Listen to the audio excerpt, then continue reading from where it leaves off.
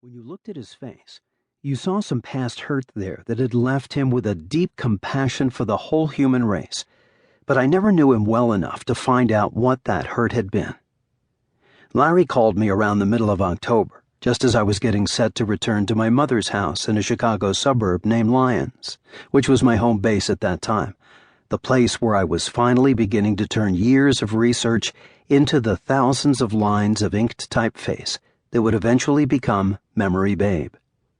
"I know where Luann is," Larry told me. "Would you like to know? Was the Pope Catholic?" Luann, as it turned out, was at that very moment in San Francisco General Hospital. As much as I wanted to interview her, she was in no condition to endure a barrage of questions while I ran a tape recorder on her, but she could receive visitors, I was told. Larry may have spoken to her about me, I don't remember. I had also recently interviewed her good friend Al Hinkle. That might have helped, too. I don't remember all the steps exactly, but she consented to see me, and I got down to San Francisco General as fast as my rental car would carry me. San Francisco General, for those who don't know, is not a hospital for the rich and privileged. It is a place where insuranceless patients routinely get shuffled, where bloodied gang members routinely get treated. It also, later, became a center of treatment and mercy for the hordes of needy sick during the AIDS epidemic. It is a large gray building with numerous wings down at the base of Potrero Hill in the less than fashionable southern annex of San Francisco. The staff there are notoriously dedicated, and the atmosphere in the hospital has always been one of cordiality and heartfelt helpfulness. I entered Luann's hospital room not knowing what I would find. Those years of cross-country travel and hundreds of interviews had been a dizzying roller coaster, meeting crazy alcoholic barroom bruisers who threatened my life, and a few poets who threatened my life too, as well as some of the loveliest, sweetest people in the world.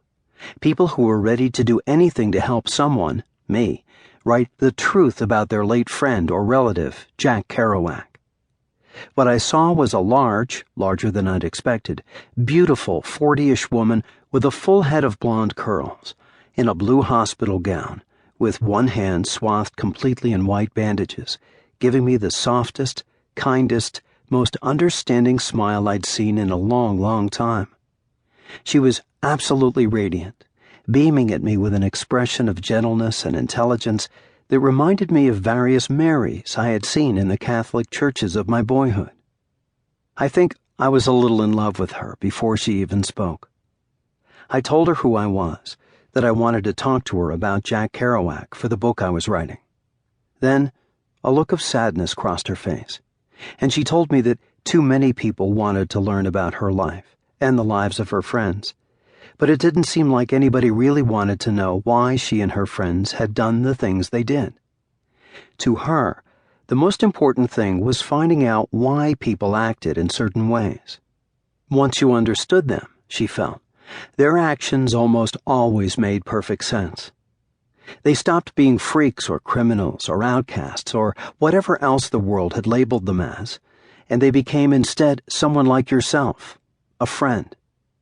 It baffled her, it truly did, that so many writers, as well as the legions of beat Trekkies that were beginning to hit the roads of America, were smitten by the flashy and often trashy surface of the beat movement, but had failed to understand, actually seemed incapable of understanding, that the beats were ordinary people, just as they were.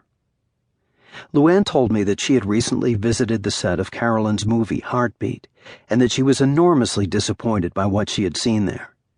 The first thing she saw, in a scene being filmed, was Anne Dusenberry, the actress who was playing her, supposedly peeing in a wash bowl and then calling for a towel. "I wasn't a slob," Luann objected, "and besides, there's no need to show something like that. There's no redeeming value in that."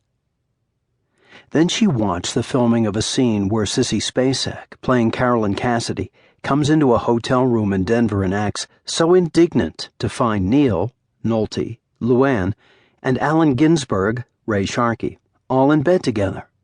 "What did she have to be indignant about?" Luann asked me. "After all, Neal was my husband, not hers, yet." Luann winked at me, and a wry smile crossed her face.